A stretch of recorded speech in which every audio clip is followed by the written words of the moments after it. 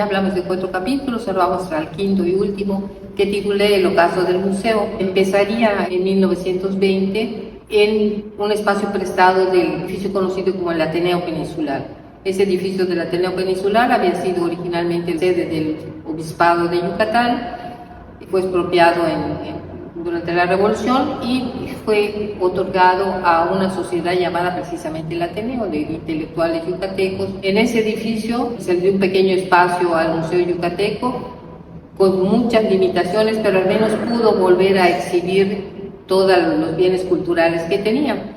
El director, como siempre, hacía un poco de todo y había logrado que el ayuntamiento diera la limpieza de sus locales cada 15 días, para darles una idea de las circunstancias en que solían operar los museos.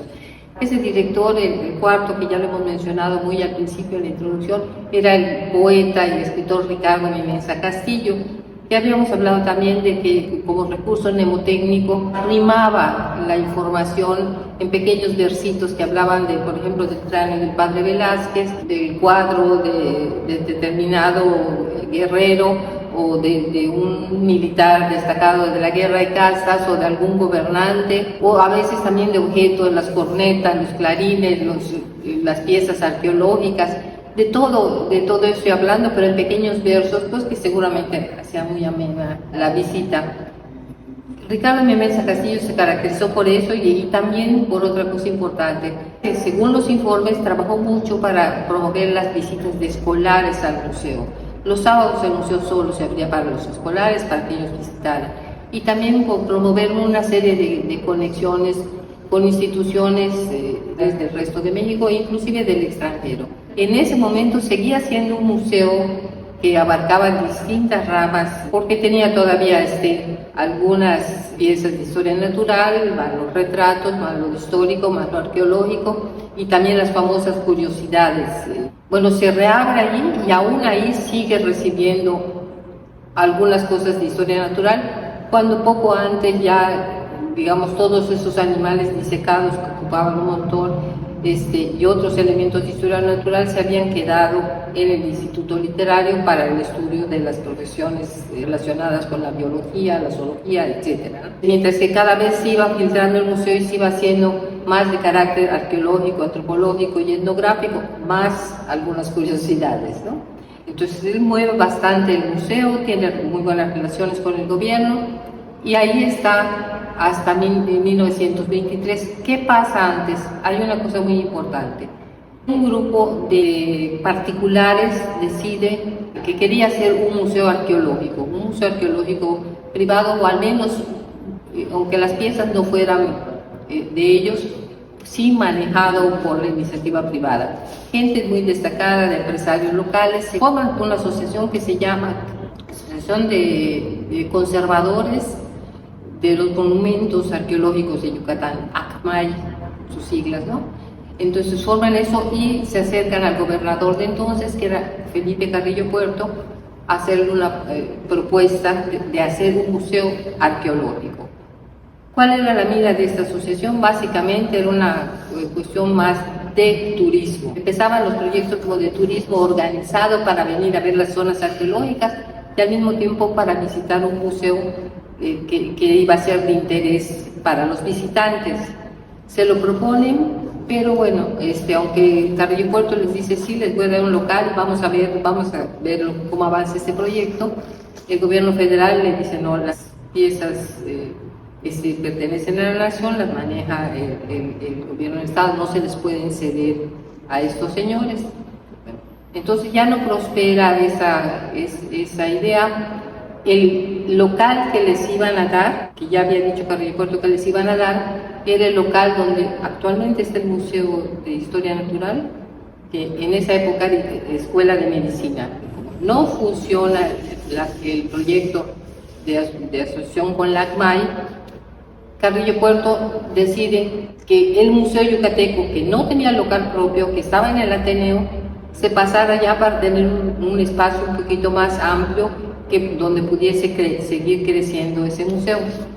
Pero paralelamente empieza a formar la idea de hacerlo arqueológico, un museo arqueológico como que le gusta, entonces empieza a a incrementar colecciones y empieza a integrar esas colecciones en el Palacio de Gobierno para un museo arqueológico.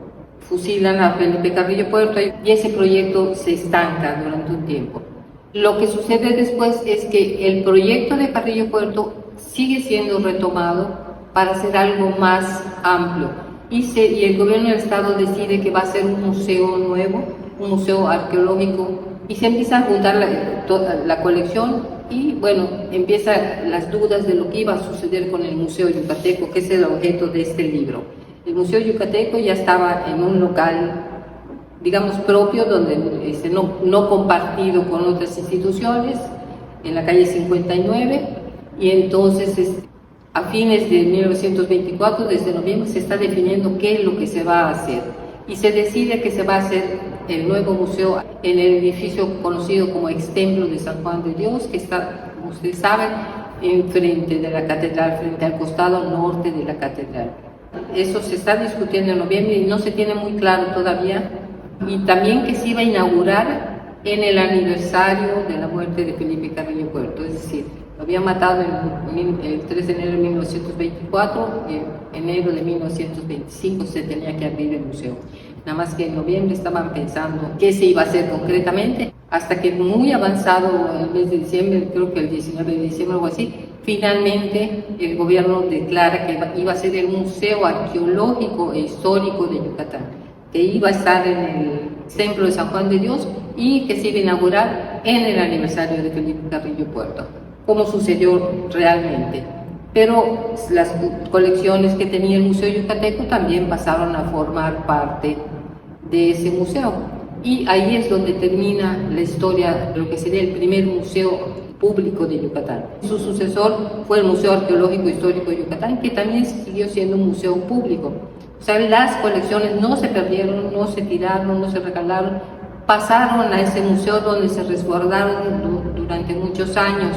Y después de ese museo fue creciendo, estuvo en ese edificio hasta 1959, y en 1959 pasa aquí al Palacio Cantón, al sótano del Palacio Cantón. Nada más que para entonces solo viene la parte arqueológica al sótano del Palacio Cantón, y los demás bienes, las demás piezas las resguarda el gobierno del estado. Vienen todas las piezas que estaban en el Museo Yucateco y se van añadiendo nuevas y nuevas y nuevas piezas arqueológicas al museo que está aquí. En 1980 el gobierno del estado le entrega también a Lina la colección histórica, es decir, los retratos, los documentos, toda la parte del siglo XIX y XX, para que se muestre también.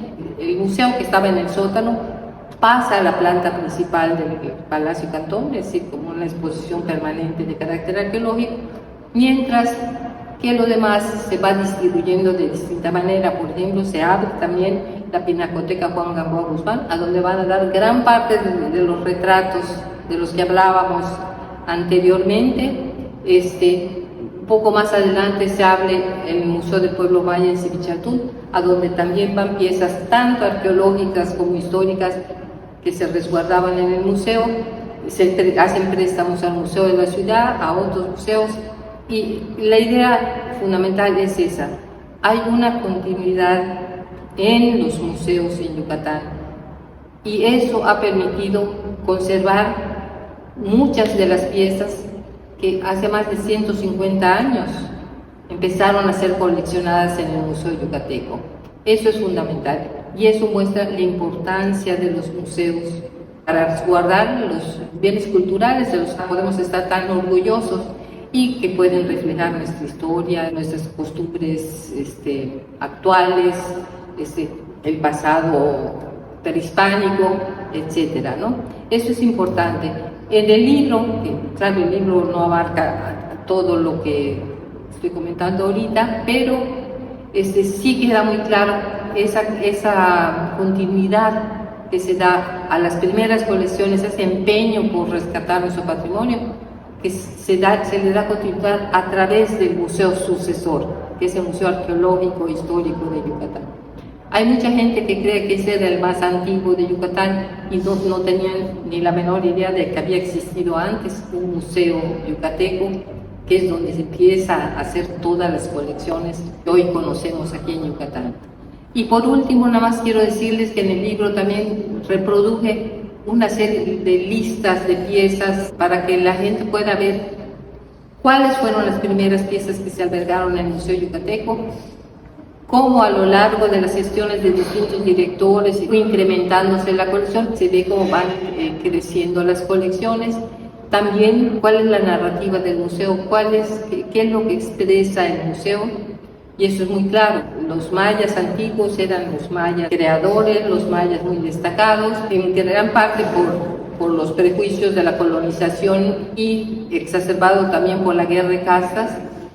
Los mayas del siglo XIX y principio del siglo XX eran vistos de otra manera. Muchos, como los bárbaros, que se oponían a la civilización, representada por los criollos, y también como gente que no se interesaba mucho en su pasado.